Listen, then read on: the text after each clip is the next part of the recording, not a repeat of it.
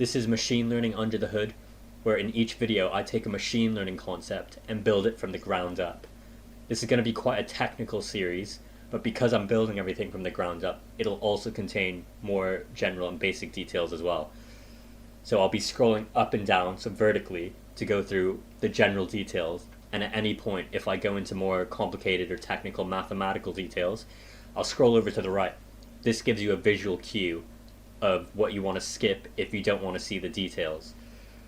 The reason for this is to try and cater to as many people as I can, basically. Let me know if you think this works, or if it doesn't in the comment section below. Saying that, this introduction video won't be as technical as the future videos, because it's just an introduction. So you won't be seeing as much of that in this video. So to start off, what is machine learning? So if we want to make a prediction about the future, one way to do it is using information from the past. So for example, if you want to know what is the probability of it raining tomorrow, I've just put will it rain tomorrow, but think of it as a probability. You want to get some pieces of information that are predictive of this outcome happening. So for example, temperature, cloud cover, and atmospheric pressure. These are all things that can predict whether it's going to rain tomorrow. We call these features, and we call the prediction, or the probability of it raining tomorrow, our target. So we are looking for a map or a relationship between our features and the target. If we can find such a relationship using past data where we know whether it rains or not, we can then use it to apply to future data to make predictions.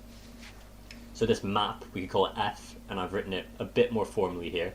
F of temperature, cover, and pressure approximately equals chance of it raining. And below, I've also written it more generally. So features, and then mapping to target. I've put general x1 to xp. These represent p features that we're going to be using to predict our target y. In this case, it would be temperature, cloud cover, and atmospheric pressure. And our target would be one number, the probability of it raining. So if I scroll to the right here, not too technical for this video, but we also have the design matrix. So what I just said there is actually a prediction one data point at a time. But really, when you're doing the mathematics of it, you actually do it in bunches.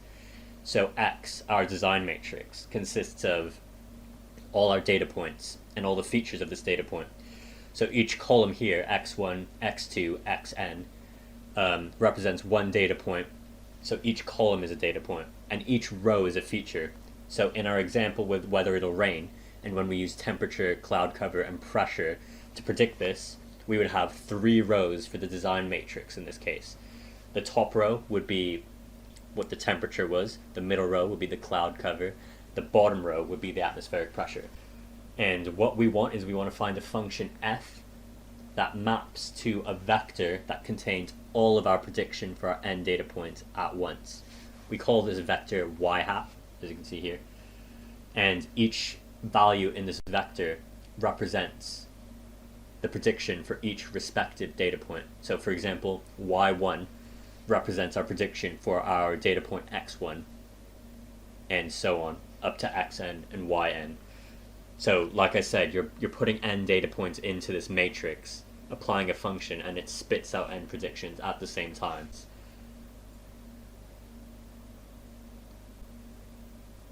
The next thing we'll be going over is sample size. So, I've been referring to n for the number of data points. N is just our sample size. On the left we see it's 6. On the right it's 21. So, you would much prefer the data set on the right than the left, just because you have way more information to base your prediction off of. If you were to try and guess a relationship off of this first graph, you might do something like this and say it curves and curves back up. Whereas if you apply that here, maybe you could argue that, to be fair, but you know, it's more dubious with this because you've got this data point here. Whereas here you're a bit more confident when you're making your predictions because you can get a better idea of how these points are sitting on the graph. But one thing you'll notice, so say our prediction is this. So this red line represents what we think the relationship is. So if we wanted to see what temperature 10, what do we predict the probability that it'll rain tomorrow is, you see the height of this predicted relationship at 10 read off the y value, and you might say this is like 65 or something like that, 65% chance. But you see here that you can't really get a line that goes through everything. The points deviate from this line quite a lot everywhere, and this is what we call noise. So this is a big challenge with machine learning. Data and information in the real world is very complicated and stochastic. You're not going to be able to come up with a linear relationship between temperature and the probability of it raining tomorrow. So what actually happens is you get noise. So it's sort of, for the same temperature, you might get different probabilities of it raining tomorrow, because there's information that we do not have that also is predictive to the chances of it raining, or the predicted for whether it'll rain tomorrow. So for example, I gave you three things at the beginning. The other two were atmospheric pressure, and I can't remember the other one, and cloud cover. So if we had that in our graph, we would see the noise would sort of shrink a bit, and everything would sit closer to the graph. But there would still be noise because we still don't have everything in our graph. You can't model every single piece of information to get something that always predicts the correct value. And the whole thing of machine learning is we don't actually have that much information to go off of in this very complex world. But somehow the most predictive features hold on to quite a lot of information, and we can actually do a pretty good job of making these predictions even with only a few features. So our goal as a data scientist is to make a prediction that doesn't get tripped up by this noise. But this is something I'll go over a bit later in this video. But for now, just remember, noise is just the variance for the same values in your features. So in everything I've said so far, I've only given you regression examples. So there's also classification. The difference is continuous versus discrete. That is your predicted value, does it change continuously? Are there an infinite number of values it can have? For example, with the probability of it raining, that continuously changes. It could be 50, it could be 60, it could be 55, it could be 52.5. There's an infinite number of values you can choose from. If we instead said, will it rain tomorrow, yes or no, you're choosing between two values there. You've got buckets instead of a continuously changing value. That becomes classification then. So I've given you some examples here of regression versus classification that sort of link together. So the average house price in 1 year, or will house prices go up the next year? This left one is continuous. The value of price could vary by small amounts. Whereas, will it go up, yes or no? That's just two buckets you can fall into. And I've given the same with inflation and will it rain tomorrow? The left is continuous, the right is just yes or no. All these examples for classification are just yes or no.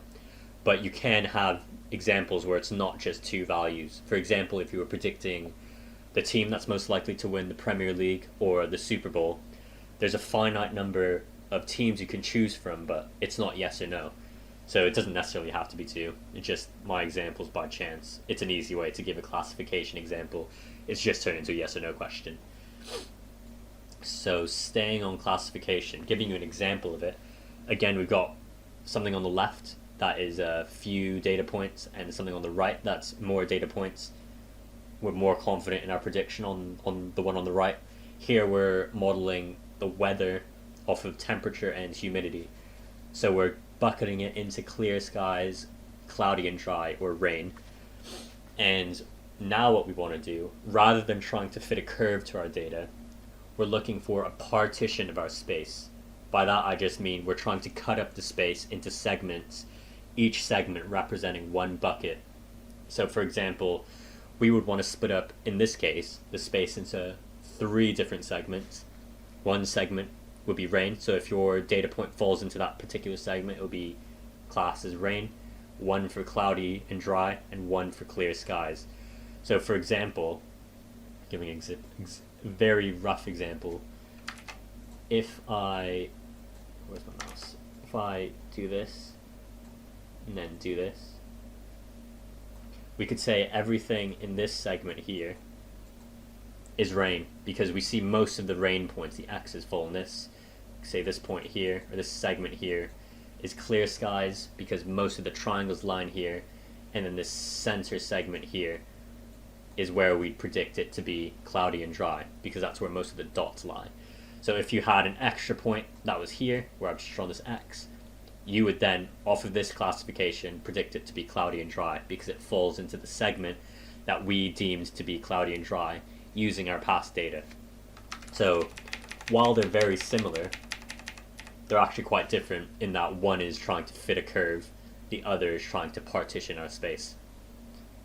And they, of course, they use different algorithms, classification versus regression, but fundamentally the iterative nature of slowly converging to your final relationship that you want to use to make predictions, that stays the same between classification and regression.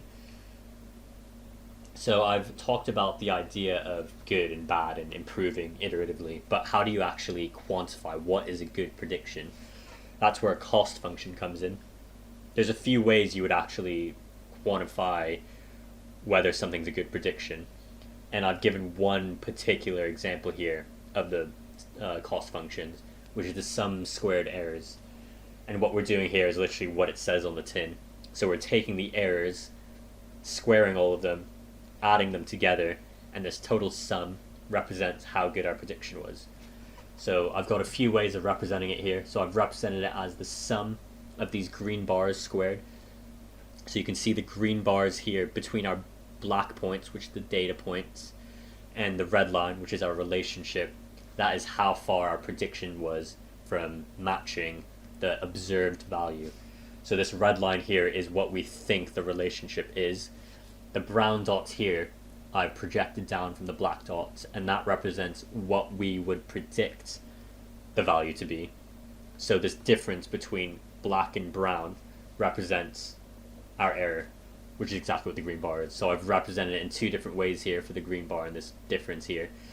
And then I've shown it in a third way in the pink, and this is sort of the mathematical way you'd write it. Y is our data point, and f of xi is our relationship where we plug in xi, the data point, to make our prediction.